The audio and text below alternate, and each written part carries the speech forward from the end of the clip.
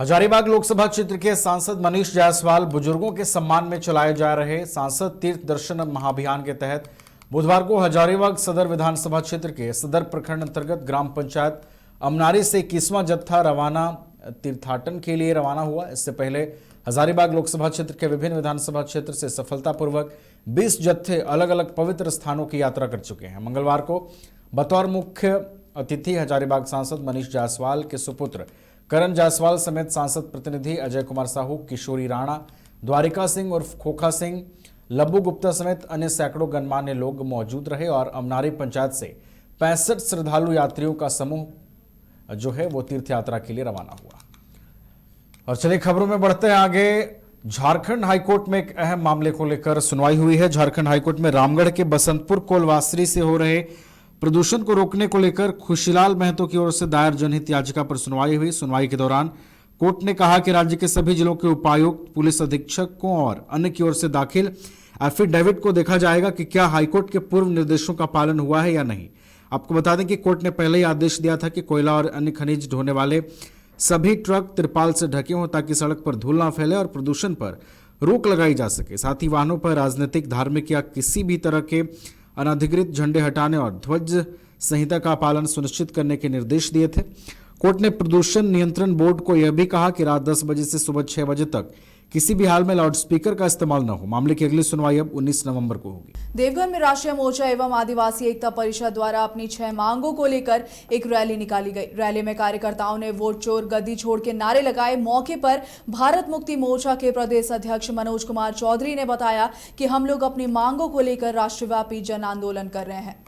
झारखंड औद्योगिक विकास प्राधिकरण JIAJ ने औद्योगिक विकास विभाग के तत्वाधान में आदित्यपुर औद्योगिक क्षेत्र के ऑटो क्लस्टर में स्थित पात्र इकाइयों के लिए हरित ऑडिट सुविधा शुरू करने की घोषणा की है। यह पहल राज्य के सतत औद्योगिक विकास की दिशा में एक महत्वपूर्ण कदम माना जा रहा है, जहां कार्यक्रम में मुख्य अतिथि के रूप में जियाडा के क्षेत्रीय निदेशक प्रेम रंजन, क्षेत्रीय उप निदेशक दिनेश रंजन, ऑटो क्लस्टर के MD SN ठाकुर, एशिया अध्यक्ष इंदर अग्रवाल मौजूद रहे हैं। कार्यक्रम में बताया गया कि हरित ऑडिट के तहत इकाइयों में ऊर्जा, जल और सामग्री उपयोग की दक्षता का मूल्यांकन किया जाएगा। वहीं साथ ही आपको बता दें अपशिष्ट प्रबंधन की समीक्षा की जाएगी और पर्यावरणीय मानकों के अनुरूप संचालन के लिए आवश्यक सिफारिशें दी जाएंगी। इस योजना के तहत सरकार के माध्यम से पात्र इकाइयों को वित्तीय सहायक प्रदान करेगी और निर्धारित सीमा तक ऑडिट की लागत वहन करेगी। वहीं कार्यक्रम में लघु उद्योग भारती के जिला अध्यक्ष विनोद शर्मा,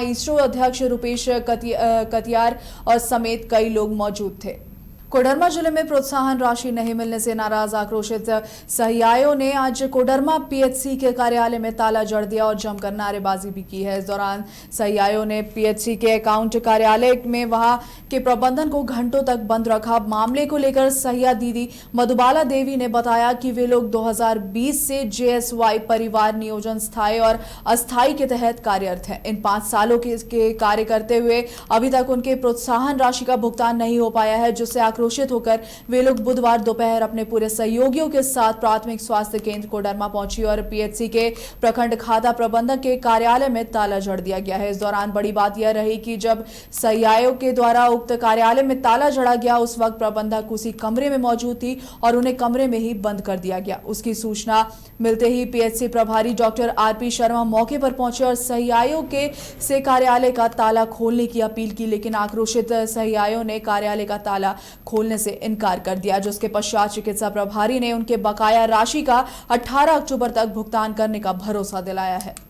JET की परीक्षा पूर्ण हुए बगैर PhD में एडमिशन के विरोध में बुधवार को धनबाद में आजसू छात्र संघ द्वारा विनोद बिहारी कोयलांचल विश्वविद्यालय परिसर में आजसू छात्र संघ के द्वारा BBMKU के अधिकारियों की शव यात्रा निकाली गई है। इस दौरान छात्र संघ के सदस्यों ने विश्वविद्यालय के अधिकारियों का 4 अलग अलग अर्थियां सजाकर उस पर उनकी शव यात्रा निकाली और यह यात्रा विश्वविद्यालय के प्रांगण में घुमाते हुए राम नाम सत्य है, विश्वविद्यालय प्रशासन मुर्दाबाद के नारे लगाए गए हैं। शव यात्रा का नेतृत्व कर रहे छात्र नेता विशाल महतो ने कहा कि विश्वविद्यालय प्रशासन के द्वारा एक सोची समझी साजिश के तहत झारखंड के छात्र छात्राओं को PhD में नामांकन से वंचित रखा जा रहा है। झारखंड सरकार के द्वारा कई वर्षों बाद JET की परीक्षा ली जा रही है। वो परीक्षा जब तक पूर्ण नहीं हो जाता है तब तक विश्वविद्यालय में PhD में नामांकन रोक कर रखा जाएगा। सारट प्रखंड मुख्यालय सभागार में एमएसएमई विकास कार्यालय धनबाद द्वारा पीएम विश्वकर्मा लाभार्थियों के लिए एक दिवसीय जागरूकता शिविर आयोजित किया गया। आयोजित शिविर में मुख्य अतिथि के रूप में देवघर उप विकास आयुक्त पीयूष सिन्हा द्वारा शिविर का उद्घाटन दीप प्रज्वलित कर किया। वहीं शिविर में बड़ी संख्या में शिल्पकार, स्वर्णकार आदि उपस्थित लाभार्थियों को पीएम विश्वकर्मा योजना के बारे में विस्तार से जानकारी देते हुए उप विकास आयुक्त ने कहा कि अपने अपने बिजनेस को आगे बढ़ाने के लिए 5% की ब्याज पर लोन आसानी से मिल जाएगी। इस मौके पर प्रखंड विकास पदाधिकारी चंदन कुमार सिंह के अलावे एमएसएमई विकास कार्यालय रांची, धनबाद एवं देवघर के अधिकारीगण मौजूद रहे। सरायकेला जिले में अपराधियों ने एक बार फिर से दहशत फैला दी है। बुधवार को राजनगर थाना क्षेत्र के सिजूलता चौक स्थित बैंक ऑफ इंडिया ग्राहक सेवा केंद्र में दिन दहाड़े लूट की बड़ी वारदात को अंजाम दिया गया है। 3 की संख्या में पहुंचे बाइक सवार अपराधियों ने केंद्र संचालक अनूप कुमार महाकुड़ से बंदूक की नोक पर 60,000 रुपए लूट की और फरार होते समय फायरिंग कर दहशत फैला दी। घटना के बाद इलाके में अफरा तफरी का माहौल बन गया है। आसपास के लोग बड़ी संख्या में मौके पर जुट गए हैं। वहीं सूचना मिलते ही राजनगर थाना प्रभारी डीएसपी समीर कुमार सवैया समेत पुलिस बल घटनास्थल पर पहुंचे और जांच शुरू कर दी गई है। पुलिस ने आसपास लगे सीसीटीवी फुटेज को खंगालना भी शुरू कर दिया है। सारट थाना क्षेत्र स्थित दुनवाटी अजय नदी पुल के समीप एक पेड़ में लटकते हुए शव मिलने से इलाके में सनसनी फैल गई। मृतक की पहचान सारट मुस्लिम टोला निवासी 38 वर्षीय मंजूर शेख के रूप में हुई है। मृतक के पिता ने मृतक के ससुराल पक्ष पर हत्या का आरोप लगाया है। उनका कहना है कि पत्नी से विवाद के बाद उसके ससुराल वालों ने उसकी जमकर पिटाई कर दी और हत्या कर शव को पेड़ से लटका दिया। मारपीट का वीडियो भी वायरल हो रहा है।